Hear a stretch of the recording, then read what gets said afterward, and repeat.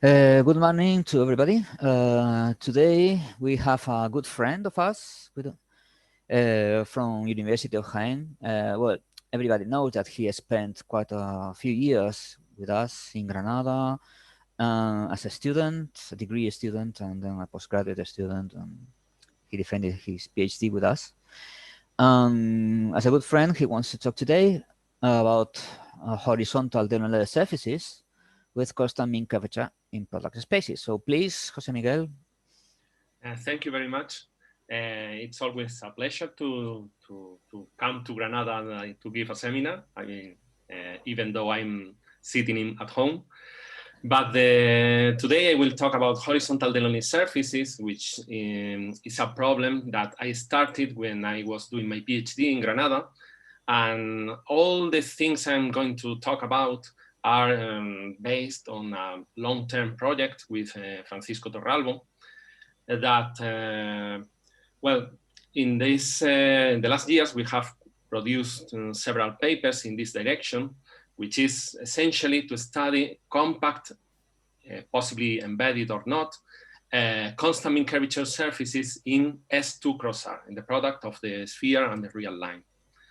And well, as I said, this started in my PhD, where we constructed the horizontal unduloids, but we were not able to prove that they are embedded. And then we kept on working on this. And finally, this year, we did this last paper that is on archive now. And now we complete the family of horizontal Delaunay surfaces by means of giving nodoids. And also we prove that the horizontal unduloids are embedded. So well, in this talk, at the beginning, I will give a brief introduction to CMC surfaces and to the plateau conjugate technique. And finally, I will discuss the new construction of horizontal Delaunay surfaces. So well, to start with an easy definition, all of us know that a CMC surface, an H surface, is a surface where the second fundamental form in any three manifold has constant trace twice the mean curvature. So the mean curvature is the average of the principal curvatures of the surface. Equivalently, the surface is a critical point of a certain functional, the area minus 2h times the volume. And in this case, we use an approach based on variations. So in the particular case, the mean curvature is 0, we call the surface a minimal surface. So these surfaces appear in nature when one takes soapy water and dips in some water and then blows, then we get some bubbles like this, or maybe we get some films like this. The Laplace-Young law says that in ideal fluids, the difference of pressures is proportional to the mean curvature. So in the case of bubbles, since there are two media, we get CMC surfaces, the difference of pressure is non-zero. And in the case of films, the two media, both sides of the film are connected, so the difference of pressures is 0, and we get some minimal surface. So in this case, we have the plateau problem that given a contour, we look for a minimal surface that spans this contour. And in the isoperimetric problem related to bubbles, we have no boundary, and we are looking just for a compact CMC surface. But in the case of nature, we only get local minima, because the other possible critical points of the functional, if it is a saddle point or something like that, then it instantly disappears. So we can only look at stable minimal surfaces. And well, these are two situations in which we have this behavior, but in general, the surfaces we will produce are not stable, as we shall see. So we will investigate about the plateau problem, about the existence of compact CMC surfaces, and we will see how these two problems are somehow related.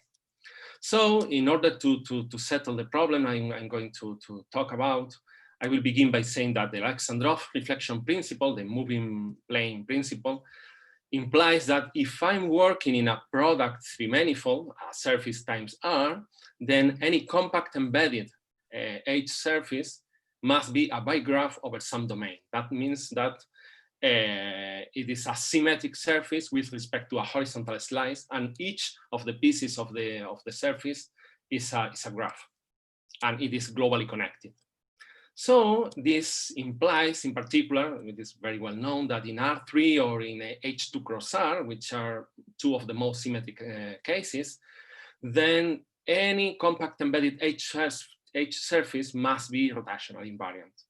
And this solves the Alexandrov problems in these two spaces. But on the other hand, in S2 cross R, in the product of the sphere and the real line, there are many compact embedded H surfaces. All of them are bigraphs, but it's not as easy as in the other cases that they are always equivariant. In fact, if we take the case H equals 0, the only minimal surfaces are the horizontal slices because of the maximum principle, because there is a foliation by slices. All of them are minimal, and then we can produce a first contact point in case it is not a slice. Also, if for any H, any positive H, there are also, as in R3 and H2 cross R, it's very similar, rotationally invariant H spheres and also H tori. These were classified by Pedrosa and Pedrosa and Ritoré. And well, in fact, there is one particular case. This is the profile of H spheres in S2 cross R. This horizontal line denotes the intrinsic distance in the factor S2, and this is the real line in the vertical direction. So these are the profiles, and we see something very particular, which is the fact that the H spheres, the maximum height goes up, and then starts decreasing until it collapses to 0, and the limit when H goes to 0 is a double cover of the sphere minus 2 points. But it happens that there is one particular case here in the middle, that this horizontal distance, which is monotonical in H, exactly takes the value pi over 2.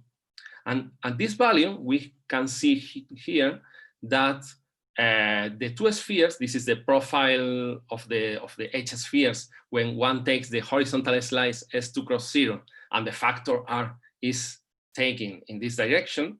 This is a sphere cut by a vertical plane in S2 cross R. We see that for this value, H equal to 1/2, the two spheres are tangent at these 2 points, but these 2 points reflect an equator of the S2.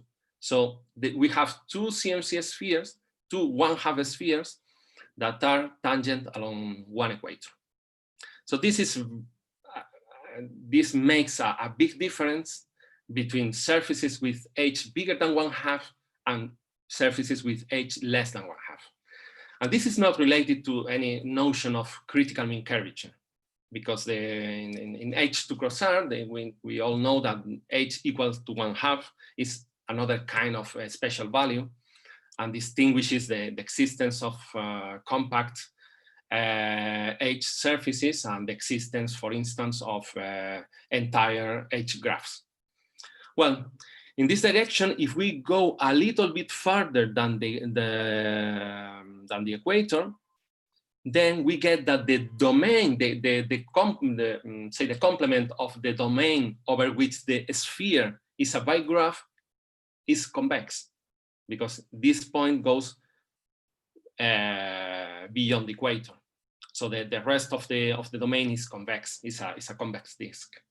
So in my PhD thesis, I proved that if H is between 0 and 1/2, and this means that the sphere goes beyond the equator, then any H by graph, the complement of its domain in S2, if the bigraph has genus G, consists of G plus 1, this is just the topology, convex disks. So I proved that the complement of the domain is always convex in this range of mean curvatures. Well, using this, Torralbo and I proved in our second paper in this direction that when the value of H is in this range, then for any G, positive G, well, bigger than or equal to 0, we can find at least one compact embedded H surface with genus G, and we also, because of our techniques, the surface we found has dihedral symmetry in S2 cross R. This means that there are G plus 1 vertical planes such that the surface is invariant by mirror symmetry about them. So I will discuss in more detail this construction later to see that it is not related to what to horizontal Delaunay surfaces. And well, our last result that is connected to the horizontal Delaunay surfaces is the fact that for each H bigger than 1/2, we can find finitely many embedded H to I, so now the genus is 1, also with dihedral symmetry in S2 cross R. Okay, so there are some open questions here, very natural open questions. The first one is are there more embedded H to I in S2 cross R? Because these ones have dihedral symmetry, and well, we have all ranges of all values of H, but well, in principle, there could be more embedded H to I. My guess is that there are not, but well, who knows? The second question is about the arbitrary genus surfaces. Are there compact embedded H surfaces in S2 cross R with arbitrary genus if H is bigger than or equal to 1/2? We don't know. Our techniques do not produce any example in these cases. Well, in the rest of the talk, I will mainly talk about S2 cross R, but in the last slide, I will say something about H2 cross R, because all the things I'm going to develop here have their counterparts in H2 cross R. So well, to begin with our technique, I will recall the conjugate plateau construction, which is based upon the Lawson's classical conjugation in R3. When I say conjugation, here I say that there is an isometric conjugation between minimal surfaces in R3 and constant mean curvature 1 surfaces in R3. When I say conjugation, I mean that in this associate family of examples that appears that allows us to deform continuously one surface into the other, maybe changing the ambient space, I'm taking the value of the parameter of the angle of rotation equal to pi/2. This is what I mean when I say conjugation. So the first step in this type of constructions is to choose a geodesic polygon in S3, which is our initial surface, initial ambient space, and I will assume that the boundary of the polygon is geodesic. All the sides of the polygon are geodesics, and also that the angles that these geodesics make at the vertices are integer divisors of pi. So the first step is, well, we should make sure that the plateau problem for this contour has a solution. I will call it sigma tilde. And well, essentially the main technique in this solution of the plateau problem is the mixed yaw solution using mean convex barriers. So we make sure that this initial polygon has the boundary inside some mean convex body, and also that the angles satisfy these certain conditions. But this is standard. The second step is to consider the conjugate surface in R3 in this case. So here we conjugate and get some surface. If the initial contour is geodesic, then all the curves in the boundary of the new surface are contained in some planes of R3. And if one looks at the angles, then we can more or less quickly guess which are the angles of these planes. So now there is a direct technique and a conjugate technique, because all these two surfaces can be extended by symmetries across their boundaries. On the one hand, in the case of the direct technique, which is just taking the solution of the plateau problem, then we apply axial symmetries about the boundaries, about the boundary components. In the conjugate technique, we apply mirror symmetries about the curves that are in the boundary, because these curves meet the planes in which they are contained orthogonally.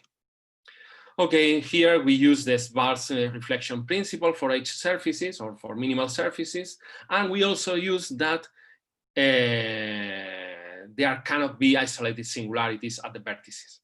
So when one reflects there in these vertices, here or here maybe, the surface is analytic and there is no problem here. So if I start with a geodesic polygon and all the angles are divisors of pi, then the surface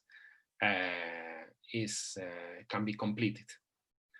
So the main difficulty in these constructions is that neither sigma tilde nor the conjugate sigma are explicit.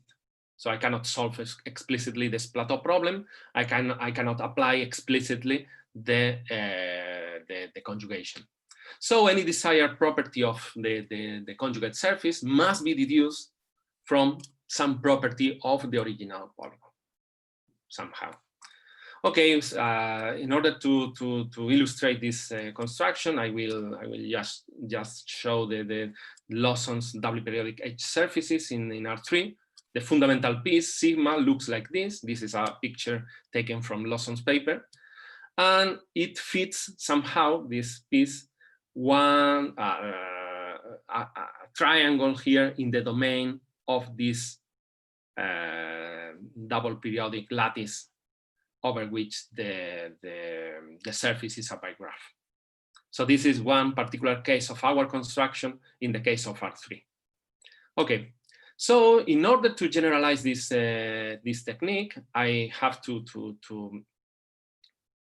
introduce more spaces. Essentially, in order to produce surfaces in H2 cross R and S2 cross R, I have to consider their counterparts, their corresponding minimal surfaces in some E kappa tau spaces. E kappa tau spaces are simply connected homogeneous trimanifolds with isometry group of dimension 4. They are given by a two-parameter family, E kappa tau.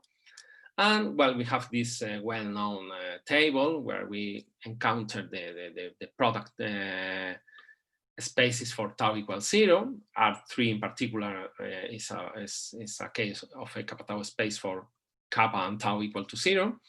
And if tau is different from 0, we get the Berger spheres, the Heisenberg group, and the special cover of the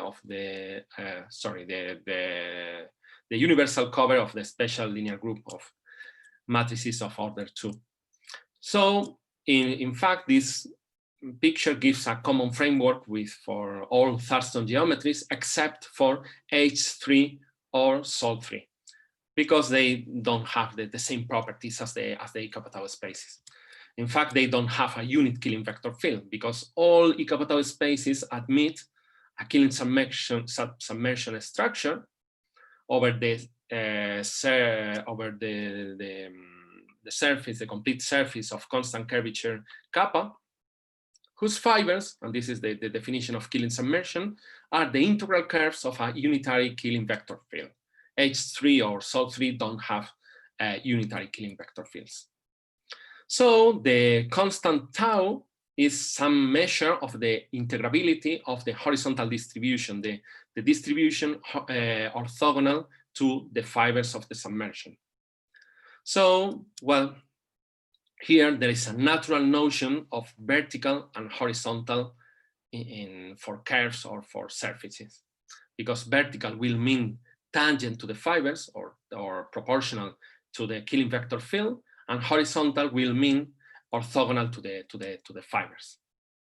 Okay, so in this setting, Daniel in 2007 proved that there is also an isometric conjugation between minimal surfaces in this space for these values of the parameters and H surfaces in the product space where we have prescribed the curvature of the base, and I have taken -1, 0, or 1. So, well, this is a particular case of Daniel correspondence because it is much more general. And in fact, there is an associated family of surfaces, but I'm just taking the surface with value of the parameter theta equals to pi over 2. This means that everything is rotated 90 degrees in the tangent bundle of the surface. But well, so these two surfaces determine each other up to positive isometries. This means that isometries that preserve both the orientation, the global orientation of the spaces and the orientation of the fibers. So the killing vector field, the unitary killing vector field, is preserved by isometries. So for instance, in H2 cross R, I cannot perform a mirror symmetry with respect to a horizontal slice. This is an isometry, but it doesn't respect the conjugation. So there is no, the corresponding minimal surface in Ikapatao is not the mirror symmetry of the original minimal surface. Okay, so we have the following table that summarizes all the possibilities I have to construct H surfaces in product spaces. So if I want to produce a surface in S2 cross R, then I have to start in a Berger sphere if I want surfaces with positive H, or in the same S2 cross R if I want to produce a minimal surface. Here I have some conjugation like in R3. The same happens in H2 cross R. If I have the critical value, this is the real critical value, and for H equal to 1/2, I have to start in Heisenberg group. For bigger H, I again go to the Berger spheres, and for subcritical H, I have to deal with minimal surfaces in the special linear group. Also, if H is equal to 0, I have a particular case here that I also start in H2 cross R. In R3, it is the same. We recover the loss on correspondence because for positive H, we have to start in a Berger sphere. But in this particular case, this is a round sphere. This when epsilon is equal to 0, the metric in the Berger sphere reduces to the round metric. So again, we have some particular cases that are related to the critical mean curvature, and then when I am above the critical mean curvature, I always have to start in the Berger spheres. In fact, some of the properties of subcritical, critical, and supercritical constant mean curvature surfaces can be very well explained by the fact that their counterparts, their corresponding minimal surfaces live in one of these spaces where the geometry is very different.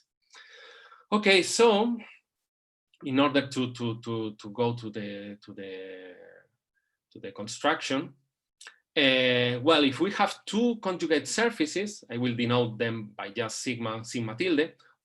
So I want to be careful because sigma will denote the second surface, the H surface. And this is because this is the one I want to construct. So I could have written here sigma tilde, but sigma tilde is the auxiliary surface in any case. Okay, so both of them are isometric because essentially it is one Riemannian surface that is isometrically immersed minimally or with constant mean curvature in both spaces. Also, the angle function, which is the angle that the normal of the surface makes with respect to the killing direction, is constant. It's the same for both surfaces. It is not constant, but the same in corresponding points. And also the tangent part of the Killing vector field and also the shape operator somehow, I'm not interested in this, rotate 90 degrees in one surface with respect to the other. So Torralbo and I, in our first paper, and also Plenary in her thesis, proved that, well, when we have a horizontal geodesic in the boundary of the, or contained in the initial surface, then it becomes a planar line of symmetry in the second surface. So here in this picture, we can see it very clearly. If we have a horizontal geodesic, gamma tilde, then it becomes a planar line of symmetry contained in this pink plane, vertical plane, in the product space. In fact, there are some computations we can carry out in this setting. The first one is that if we look at the length of the horizontal projection of the curve, then this distance with sign, because the angle function can have a sign, it is the integral over this curve of the angle function. And also the difference of heights is the integral of the square root of 1 minus the angle function square. Here it could be plus or minus, but I didn't know how to write it. So these two measures have a sign. In particular, when nu is equal to 0 or it is equal to 1, this curve can maybe go back in this direction. Here we would have a point where the angle function is 0, or in this case it could go up, then reach a point where nu is equal to 1 and then go down. So we have to be careful about the signs of these two guys. But the good thing about these two integrals is that they can be computed also in the initial surface, because they are related to the angle function and to some curve which is isometric here and here. So this is something I can compute in the initial polygon. Also, if I have a vertical geodesic in the boundary, then it corresponds to a planar line of symmetry, but now it is contained in a horizontal slice. This curve is much more difficult to handle, because the most general thing I can say is the fact that, well, if I measure the rotation speed of the normal along this vertical curve, then it is related to the geodesic curvature of the corresponding curve in the horizontal slice. So this is the intrinsic to the slice geodesic curvature. Well, this is not, this doesn't give much information, because in the case of R3, it is okay, but in S2 cross R or in H2 cross R, the geodesic curvature is not directly related to the rotation of the normal or something like that. So in any case, we find that if our initial polygon is bounded by or has boundary components, horizontal and vertical geodesics, then the second surface, the H surface, can be extended and completed by mirror symmetries about the curves contained in vertical or horizontal slices. One example I'm always happy to discuss is the case of minimal helicoids. In any kappa tau space, there is a notion of helicoids, which is just take a horizontal geodesic and then rotate and translate it. Okay, so this is always minimal in any kappa tau space, but in particular in the Berger spheres, when this number is positive. So if we look at this surface, it is foliated by horizontal geodesics. So the corresponding surfaces must be foliated by curves contained in vertical planes, and the surface is mirrorly symmetric with respect to those vertical planes. So this means that we get the vertical Delaunay surfaces in R3, S2 cross R, and H2 cross R by just moving the parameter of the helicoids. And this is, I I like to say that this is surprising because here we are just changing the speed of rotation. So all helicoids look like the same, look alike. So in this second case of edge surfaces, the surfaces look very different. In fact, there is one particular case, the case of nodoids, in which they are not embedded. And this corresponds to the fact that here in the Berger sphere, we can rotate in one direction, in which we have these, say, embedded examples, and also in the other direction. So this, the pitch of the helicoid could be positive or negative. In the negative case, we get the nodoids. So this has the moral that in Ika-Patau spaces, rotating in one direction and rotating in the opposite direction is very, very different, even though it may look the same. So, well, these are the vertical Delaunay surfaces, and we would like to construct these kind of surfaces in the horizontal direction. So these have vertical axis, and we would like them to have horizontal axis. In that case, since there are no rotations about horizontal geodesics, we cannot expect that they are invariant under any one parameter group of isometries in H2 cross R or S2 cross R. Well, so to begin with, I will recall the construction I did with Torralbo in our last paper that is now published. And I will be very brief. I will be very brief because this construction was already communicated by Torralbo in another seminar in Granada. So I will just recall the basic definitions. So we start with a geodesic polygon in a Berger sphere like this. Red will always represent horizontal geodesics, and blue will represent the vertical geodesic. So it projects into a triangle of the sphere by the Hopf projection from the Berger sphere. And the conjugate surface has 3 curves contained into vertical planes and 1 curve in a horizontal plane. So if we are prescribing the value h between 0 and 1/2, then we can use the estimates of the curvature that I was talking about at the beginning, that the exterior domain of the bike graph is always convex. And then we can prove that these curves are embedded. In general, we don't know how to do that. But then the conjugate surface looks like this. This is just a quarter of surface that looks like Lawson surface in R3. And its projection is something like this, but now this is the usual projection from S2 cross R into the sphere, into S2, into the first factor. So we get something like this once we have reflected it. This is a quarter of the surface with genus 2.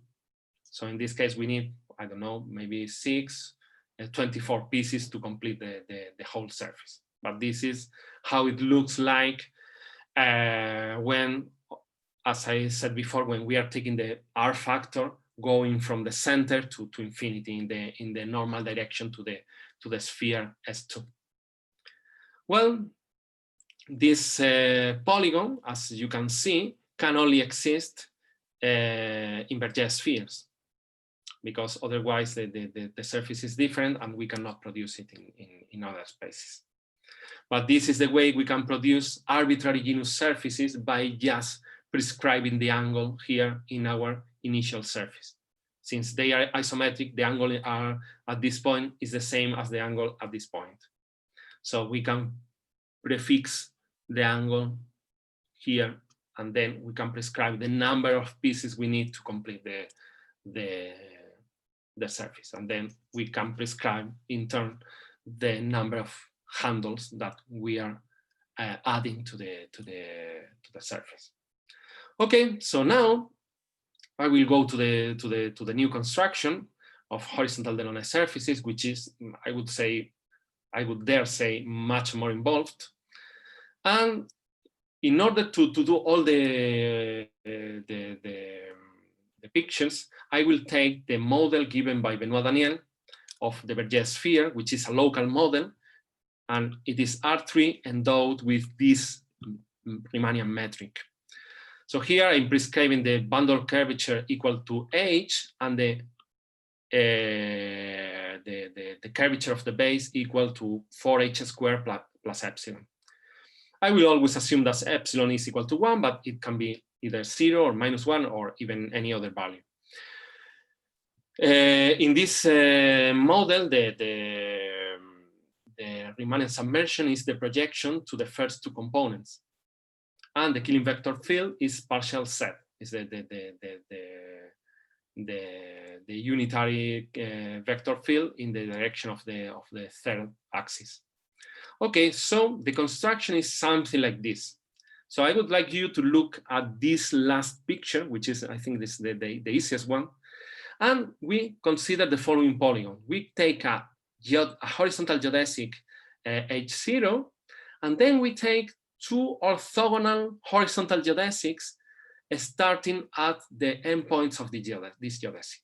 This geodesic H0 projects onto half of a great circle of the S2 for h squared plus epsilon in the by the Hopf vibration. So this is a quarter of a horizontal geodesic of the Berger sphere. So the length is prescribed. Then we start going in one direction. This is horizontal. You can see that this model may result a bit counterintuitive at the very beginning, but once we get used to it, it's not difficult to handle. And at the other vertex of H0, we put another horizontal geodesic. These two horizontal geodesics are parallel to each other by a vertical translation. So at some point, I can put some vertical segment and close the polygon.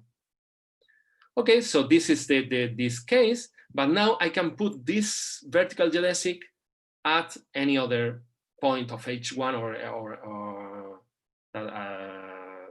at my convenience.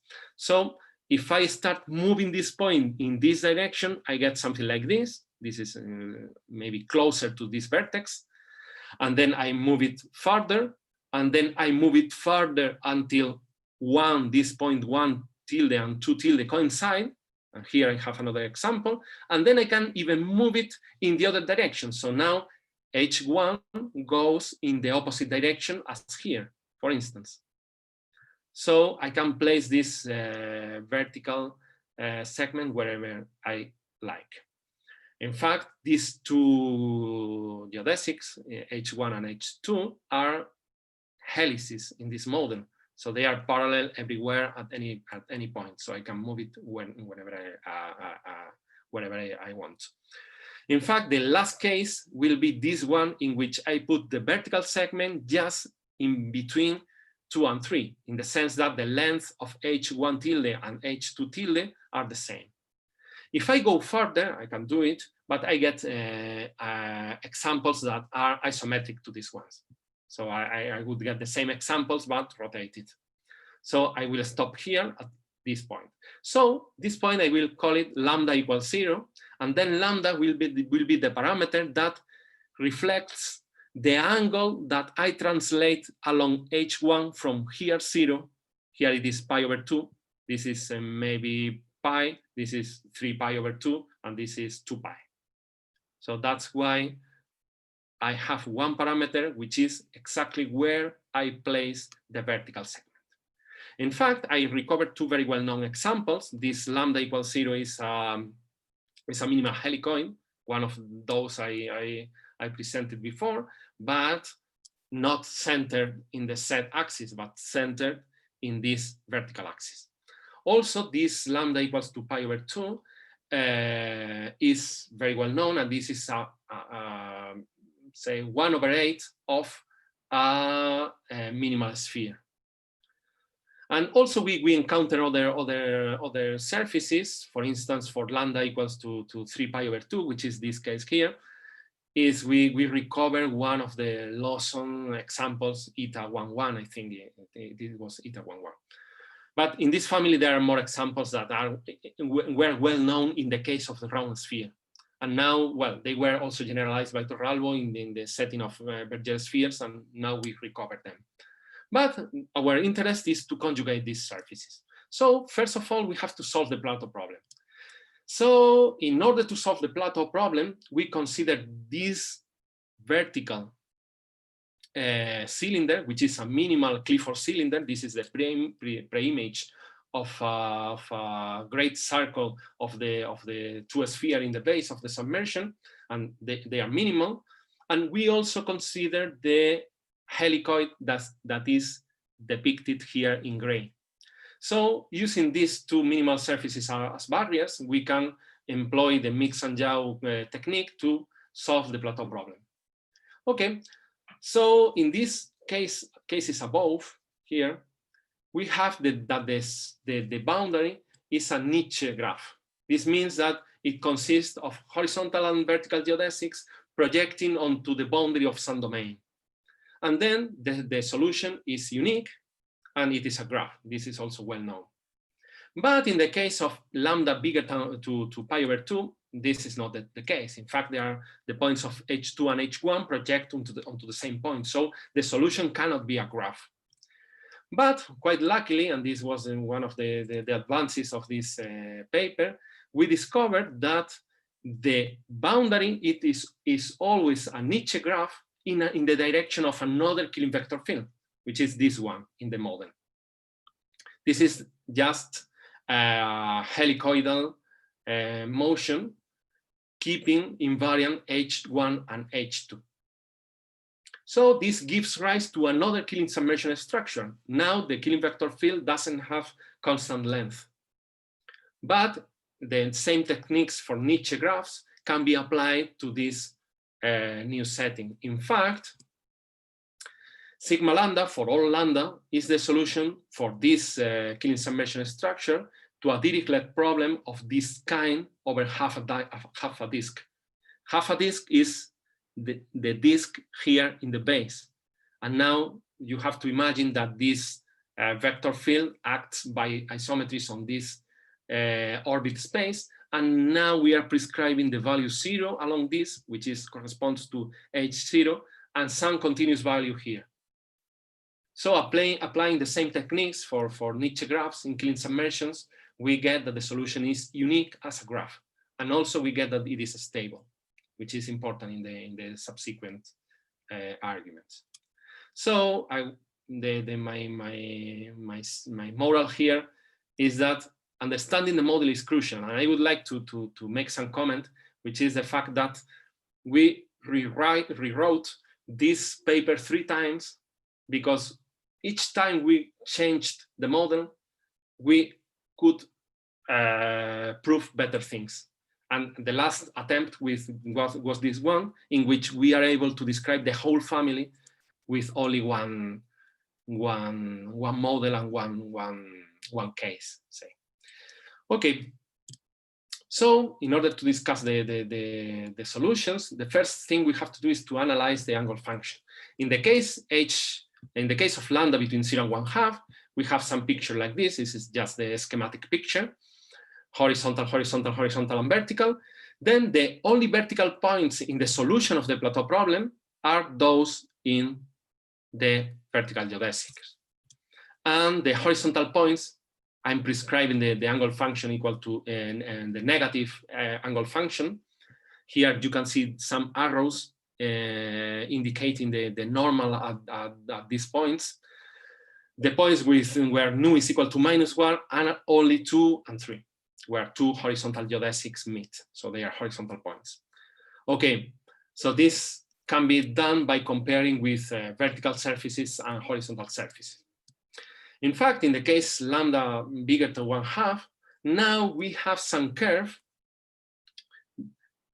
where the surface is also vertical. So you have to think that the surface in this case is no longer a vertical graph. So it must have points with 0 angle function. But after a long discussion, we find that the vertical points are those of the vertical geodesic plus some curve, which we are not able to determine, delta tilde, that joins a point in V with a point in H0. And also the horizontal points are only 2 and 3.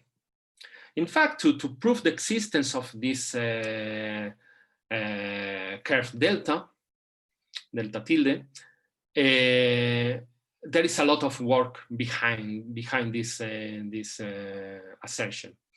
In fact, we have to prove that there is only one curve, that this curve doesn't bifurcate, that there are not 2 points of this geodesic or 2 points of this geodesic where some curves arrive, and so on. And this is done by comparing the surface, the solution of the plateau problem, with vertical Clifford cylinders. In fact, this is a more faithful depiction of the situation. When lambda is bigger than 2.5, we have these helices. And if we cut our mean convex body with a vertical Hopf cylinder, which is this gray surface, we have some regions like this. Here is one case. Here is the case where the Clifford cylinder goes through the axis. And here we have another possibility. So if we look at a point where nu is equal to 0, we find that the two surfaces, the Clifford cylinder going through this point and the surface are tangent. But now we have to develop something a bit further, which is the fact that at a point where nu is equal to 0, obviously the surface is vertical, so the two tangent minimal surfaces have some equiangular set of curves at the intersection. So at this point where nu is equal to 0, there are at least two curves in the intersection going through the tangent point. But we proved that when also the gradient of the angle function vanishes, then there are at least three curves in the intersection. In fact, if the second derivatives, the Hessian of the angle function doesn't vanish, then we have exactly three curves in the intersection. And if the gradient doesn't vanishes, then we have exactly two curves in the intersection. So here we are mixing the behavior of the nodal sets of the intersection of minimal surfaces and of the 0 points of the angle function, which are two kinds of two different kinds of nodal sets. One because it comes from the intersection of minimal surfaces, the other one because it comes from a function in the kernel of the stability operator. But in two cases, we can relate somehow both of them. Okay. In fact, we conjecture, we didn't do the computations, that the same situation can be extended to higher order derivatives of the angle function. But well, we don't need them, and the computations we are getting very involved.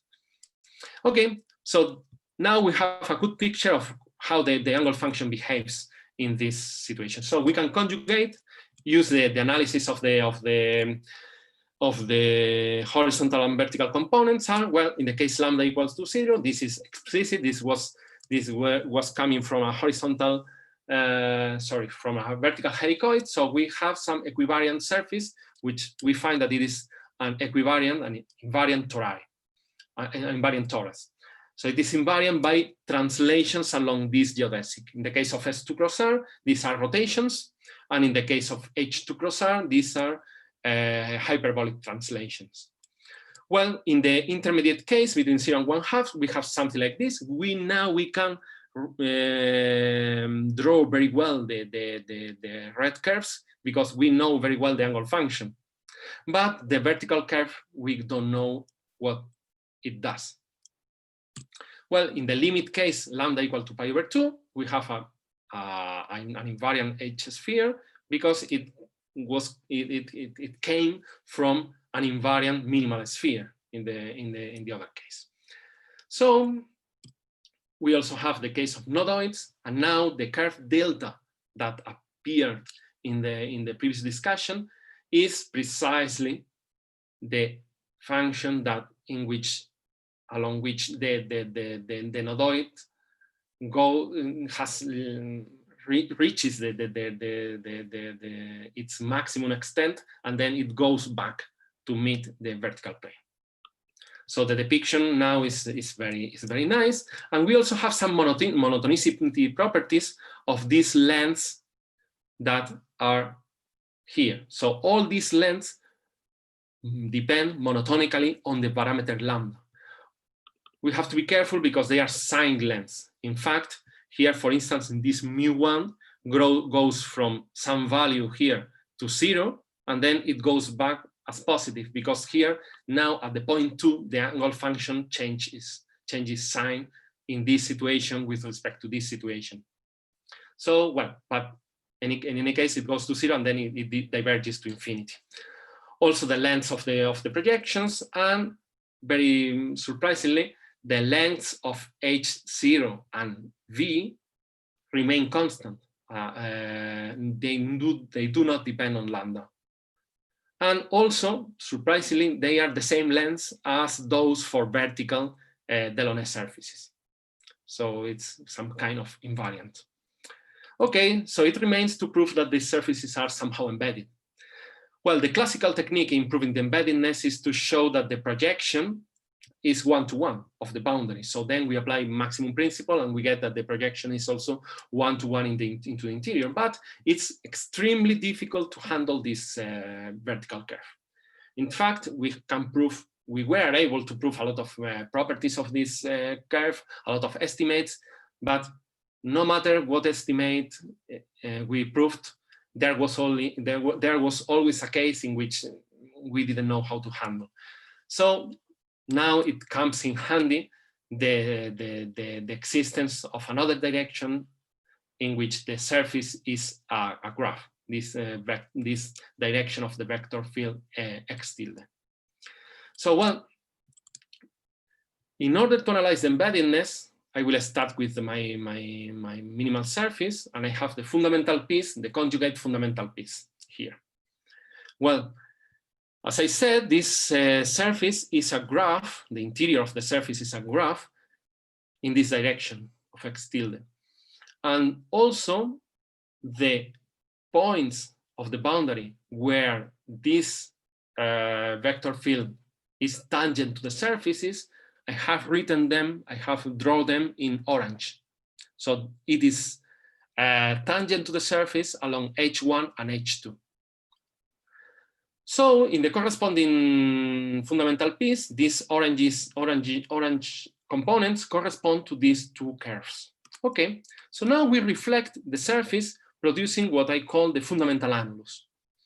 This is just 4 times this surface reflected with respect to H0 and V. So H0 and V disappear. And we have two complete curves, H2 and H1, once they have been extended.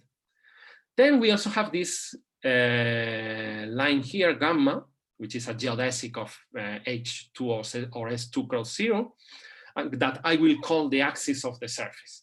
Okay, so the initial minimal surface is a graph in the direction of x tilde, and then we can compute this, we can consider this function, which is the inner product of the Killing vector field with the normal, and it lies in the kernel of the common stability operator of both surfaces, because it is the vector field x tilde is Killing.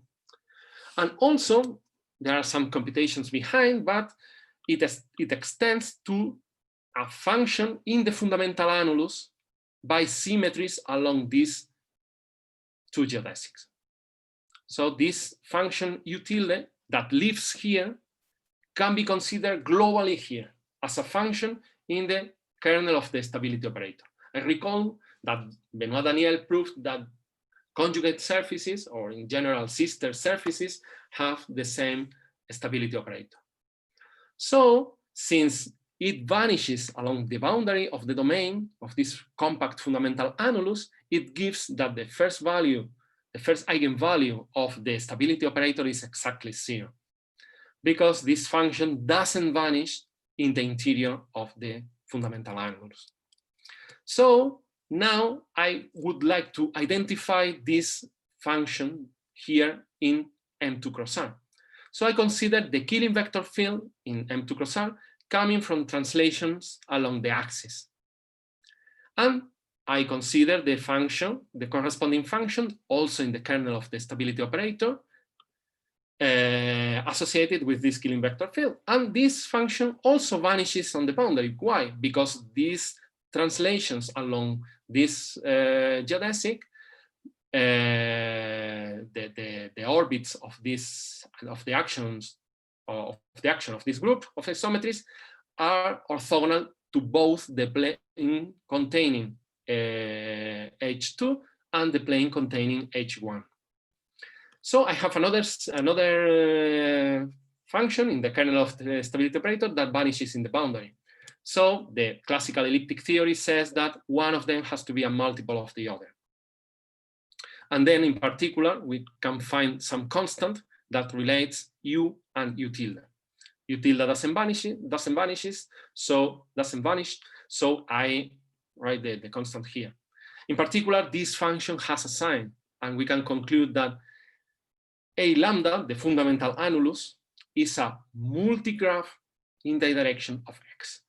Now we take into account that it is also a vertical multigraph, and we do some topological arguments to conclude that the surface is embedded. I'm going to omit these arguments because they are probably very long and very easy, but I would like to say something, because there is a fundamental problem that shows up when we are working in S2 cross-arm. I would like that the fundamental piece be like that, be like this. But there is a problem when this is this could fail to be embedded when I reflect it across these two components if the surface goes over the north pole of this equator.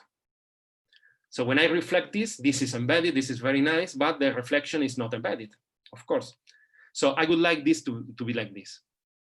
On the one hand, I have to make sure that the two components, H1 and H2 in the projection, do not go farther than the north pole. Then I will assume that H is bigger than 1/2. And in that case, since the sphere doesn't go farther than the north pole, then by monotonicity, the rest of surfaces do not go farther than the north pole.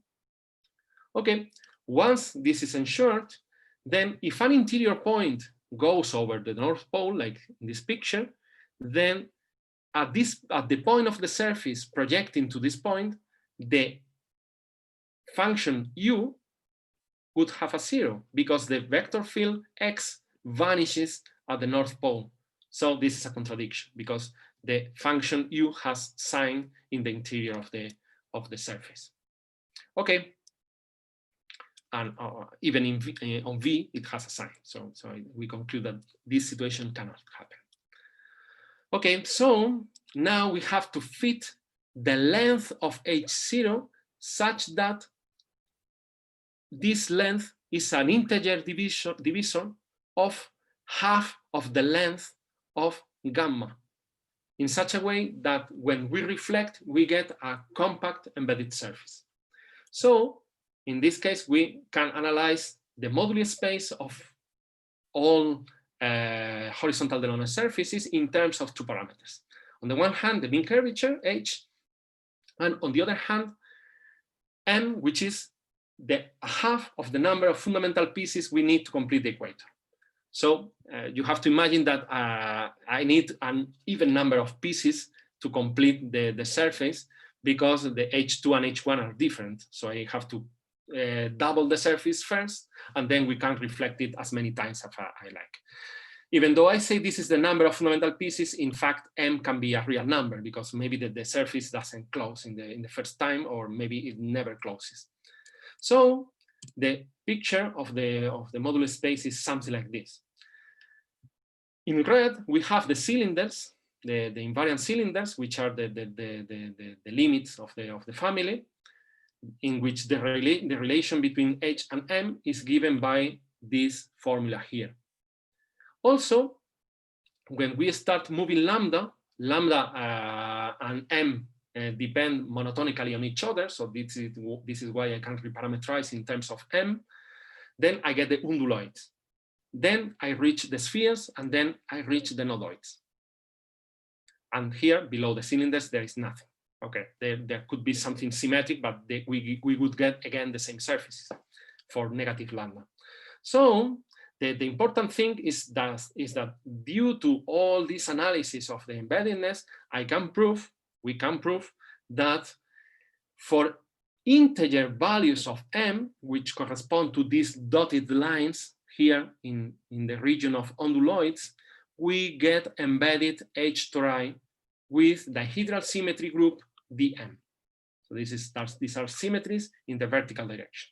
They are also bigraphs, so they are also symmetric with respect to a horizontal slice. So we get infinitely many families of compact embedded H to I. And we see that each family goes from one of these examples here in the blue dots to a cylinder.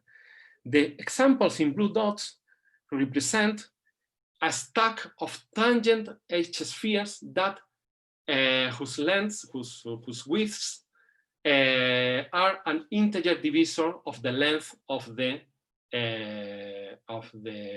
equator. So for instance, here for m equals 4, we have 4 tangent spheres along an equator, so a stack of spheres. In fact, here we can see that in this pink point, we again recover the limit of 2 tangent spheres along an equator. This was also a limit from below in the construction of the arbitrary genus surfaces. So we again find that the value h equal to 1/2 is something special, at least for embeddedness in S2 cross R. So I would like to say that this picture looks very, very similar to the picture of the modular space of invariant Delaunay minimal surfaces or H surfaces in S3. So for each value of H, we find finitely many, which is the intersection with the dotted lines of the vertical line, finitely many compact embedded H to I. And we have again all the possibilities, nodoids, unduloids, spheres, and cylinders. Okay. Finally, in the case of H2 cross R, I will be very, very brief here. We have the same thing, but now we have to think that this axis here, going through this line, is a horizontal geodesic of H2. I would like to remark that in the case of unduloids, which is this one, the surfaces are properly embedded. This was one, I'm very happy with this result because this was one of the problems that remained open from my PhD thesis, and now we were able to prove it. Well, finally, here we have to assume that H is bigger than 1/2 because our construction only works in this case because we start with surfaces in Berger spheres, and all these surfaces lie at boundary distance from this horizontal geodesic gamma. Okay, so what happens in the case H less than or equal to 1/2? Well, we are also able to prove that in that case, at bounded distance from a horizontal geodesic with critical or subcritical mean curvature, there are no properly immersed H surfaces. And this is an application of Mathet's half-space theorem. Because using these cylinders, but now not moving lambda, but moving H, we can produce a foliation of H2 minus the horizontal geodesic. So we can, if we have a surface which is at bounded distance from a horizontal geodesic, we can move it a little bit up and then use this foliation to produce a counterexample with the half-space theorem, because the surface cannot live inside a region foliated by surfaces whose mean curvatures are strictly bigger than the mean curvature of the surface. In fact, this looks very easy, but we have to also check a lot of details in order to apply this result. And in particular, the most difficult part was to prove that this is actually a foliation. So this doesn't happen in other spaces, like for instance in S2. In S2 cross R, the edge cylinders do not foliate because their maximum heights, as I said at the beginning, they go up and then they start going down. So we cannot have this the same picture. So, well, this is everything I wanted to say, and thanks for your attention. Okay, Jose Miguel, thank you very much for your nice talk. And I would like to know if someone wants to make a question in the chat or live, opening up the microphone.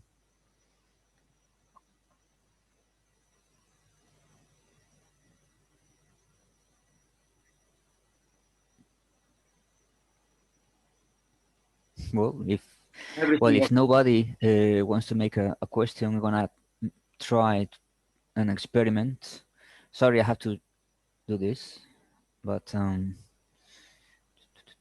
Stop recording.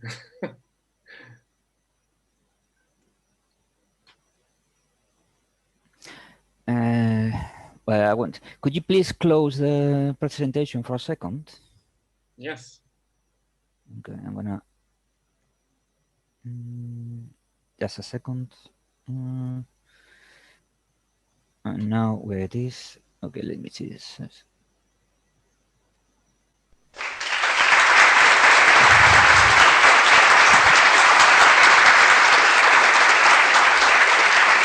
Okay, this time it worked. So, well, anybody. Thank you again for your talk. Well, see you soon. All right. Okay. Thank you very much.